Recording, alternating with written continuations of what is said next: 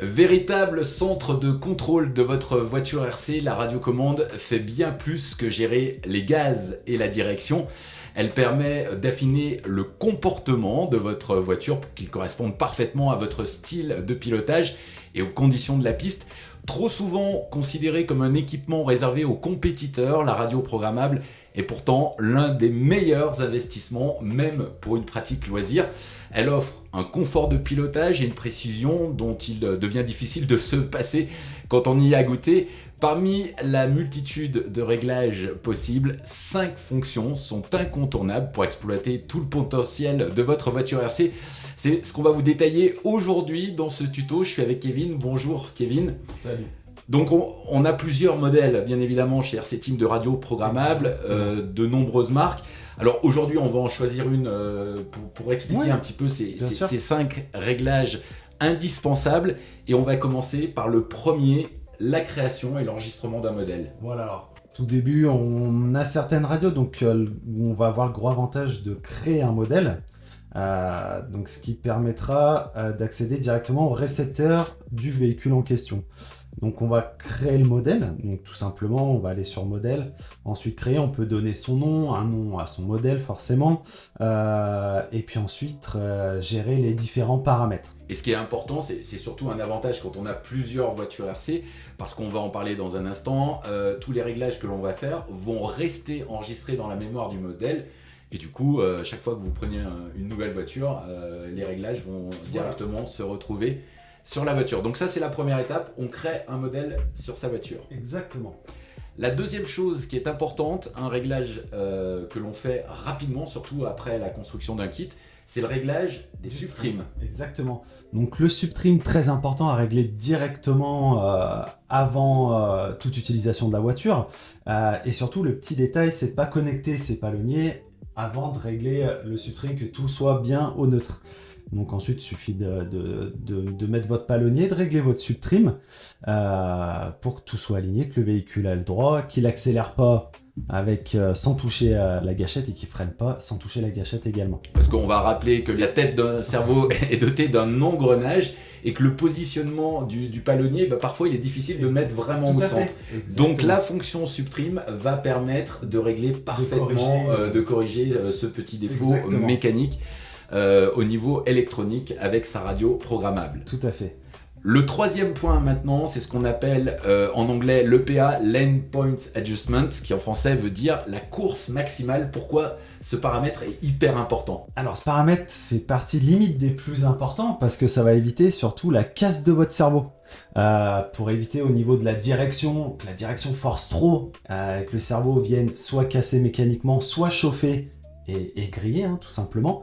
Donc ce qu'on fait au début, on part sur un EPA très bas. Par exemple, si vous avez une radio où la molette, soit une molette de 0 à 10, on va partir à 5 par exemple, et on augmentera petit à petit. Et si on a un réglage sur radio qui va de 0 à 100, on va partir à 50% et on augmentera petit à petit. Alors cette course maximale va limiter le débattement essentiellement du cerveau de direction. C'est quand même si on l'utilise aussi sur des voitures thermiques, c'est essentiellement pour le réglage du cerveau de direction et éviter les casses qui sont fréquentes parce qu'on a souvent des casses qui sont liées au mauvais réglage des EPA, des fins de course.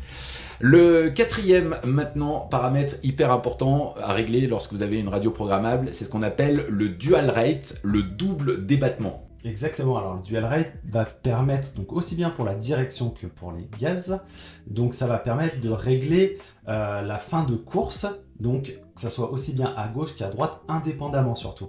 Donc surtout pour les gaz, ça va être sympa sur un véhicule thermique par exemple ou électrique, on va pouvoir augmenter ou réduire ces gaz et éviter d'être embuté surtout sur les véhicules thermiques et de forcer sur le carburateur.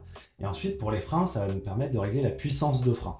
Enfin, on termine par ce qu'on appelle communément l'exponentiel. Qu'est-ce que l'expo?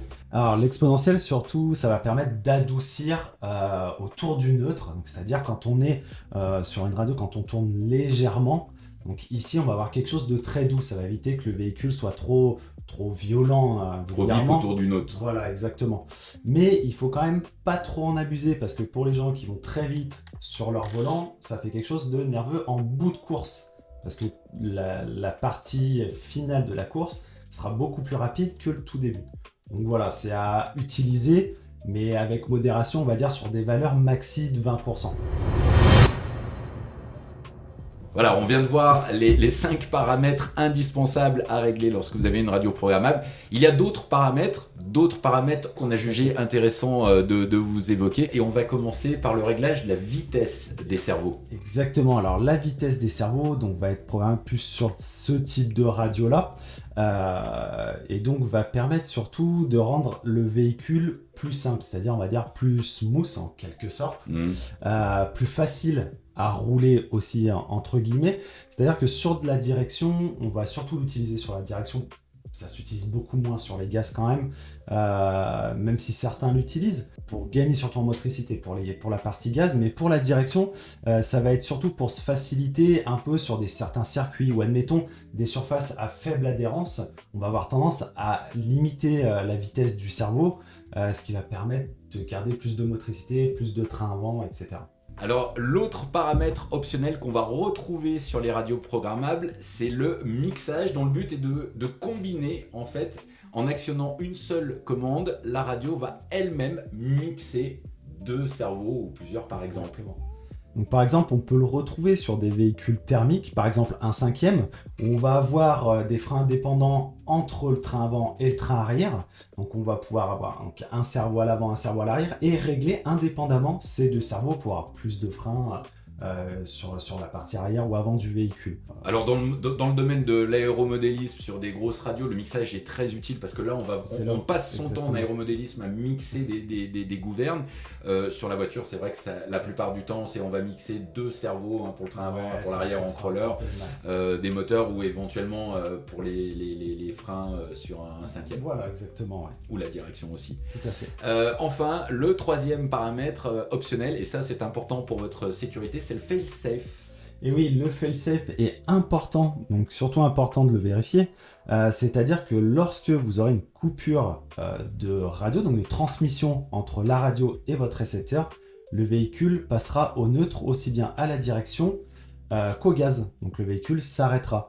Alors, on peut le régler sur certaines radios pour faire que le véhicule freine tout simplement. Donc dès qu'il y a une coupure de communication entre la radio et le récepteur, le véhicule freine et s'arrête. On pourrait qualifier ça de commande d'urgence en cas de panne, exactement, de perturbation, même si aujourd'hui ce cas est beaucoup plus rare, les pertes de signal avec cette nouvelle génération de radio. On vous a parlé aujourd'hui des 5 fonctions essentielles que l'on peut régler avec une radio programmable. Ce qu'on appelle une radio programmable, généralement, c'est une radio dotée d'un écran.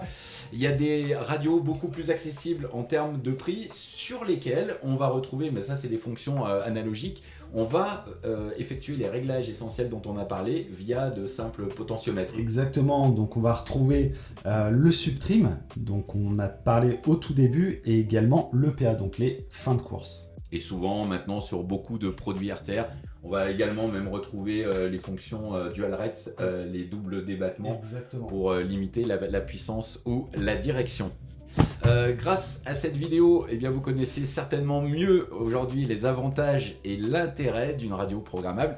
Alors si on a réussi à vous convaincre et que vous souhaitez vous équiper, n'hésitez pas à nous contacter pour qu'on puisse vous aider à choisir votre modèle. Cette vidéo est terminée. Rendez-vous la semaine prochaine pour une nouvelle vidéo sur notre chaîne YouTube. Et comme d'habitude, pensez à vous abonner et à commenter.